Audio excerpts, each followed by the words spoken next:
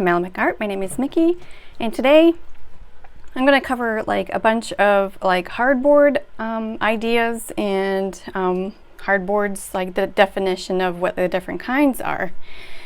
So let me start with all the different names you've been hearing. You hear artboard, woodboard, hardboard, MDF board, panel, chipboard, plywood, particle.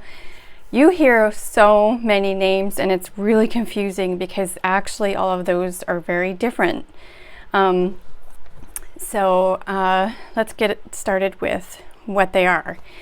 If someone says a panel, they could mean one of these canvas panels, which are gessoed, and they have it's just basically a piece of canvas stretched over a piece of cardboard, or a very heavy kind of hard cardboard.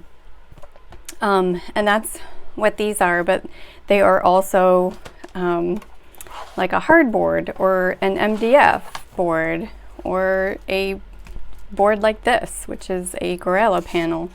So let's kind of go through them. MDF is something that you can find at any hardware store. And now they're selling them as hardboards in art stores. They are also considered panels, or just basically MDF panel. Panel boards, I've heard them. Wood boards, I've heard them. Wood board is basically a piece of wood, a real piece of wood. You can see the grain. The grain should go with the length. It'll be pretty obvious. This is a pallet, so which is one of the uses that you can use these woodboard, hardboard panels for. The other thing is MDF board, and I really like it because it's really super smooth, and it's really good for taping your papers onto. You went through a stint where I would only use sheets of watercolor paper, and I did a lot of taping to these, as you can see. And then when I got back into my oils, I started taping these Gorilla panels on and working with oil. Now these Gorilla panels have a warning on them, and it's because of the resin in there. This is why I caution you whenever you're using panels, maybe you want to seal them if you're just using them all the time, using one board all the time. Or just make sure to wash your hands, just in case this resin is actually toxic to you. It's not for me, but I'm always washing my hands. So another hardboard you can get, hardboard panel, are these wood panels, and you can get them all different sizes, and you can get them gessoed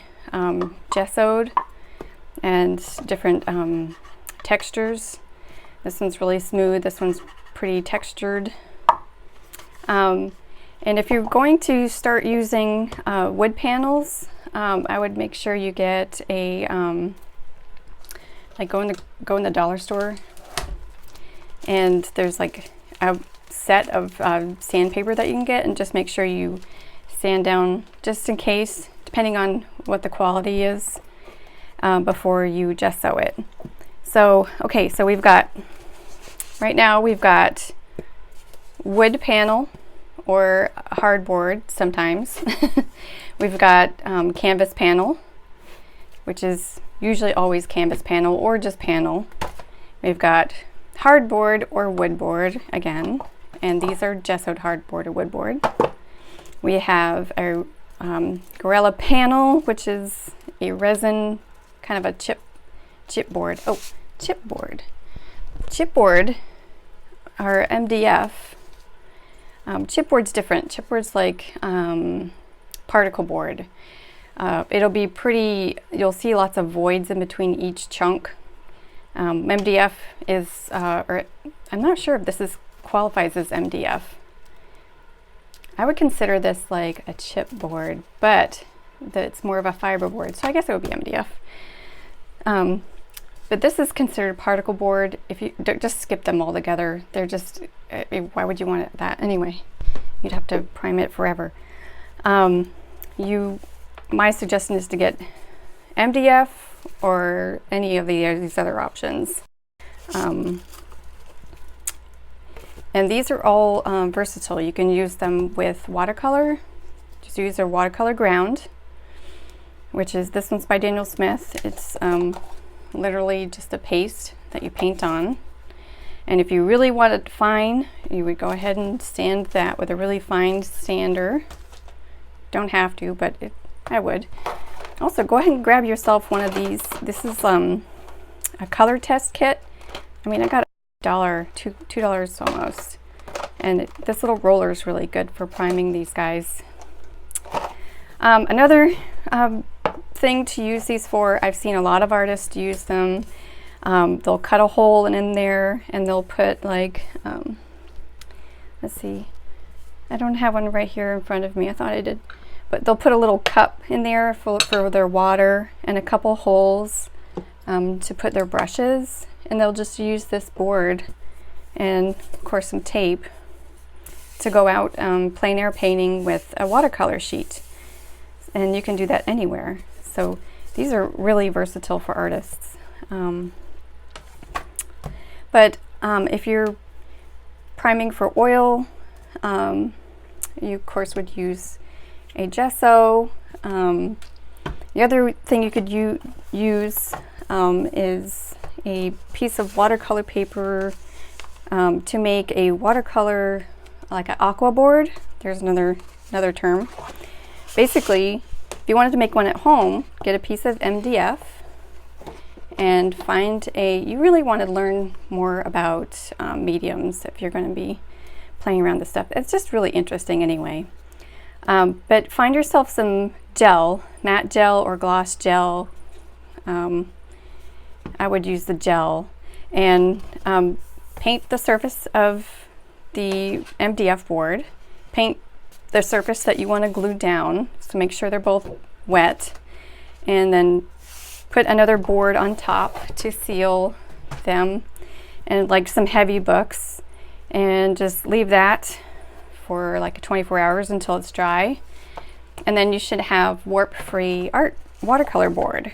There's other instructions all over the internet about how to do. I'm so sorry I got cut off, but what I basically was explaining is that for the aqua board instructions on how to do it yourself, there's lots of different people with videos out there that can actually physically show you how to do that. I haven't really found too many videos on the differences between the boards, but so I hope this kind of helps you kind of determine what's best for you. So you've learned that you can use it for a watercolor mount for the aqua board. You can use it as a sketch board.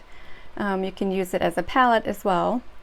And there's many applications on the palette. You can use all sorts of papers. There's all sorts of things in the oil painting world that you can put on these to make a makeshift palette.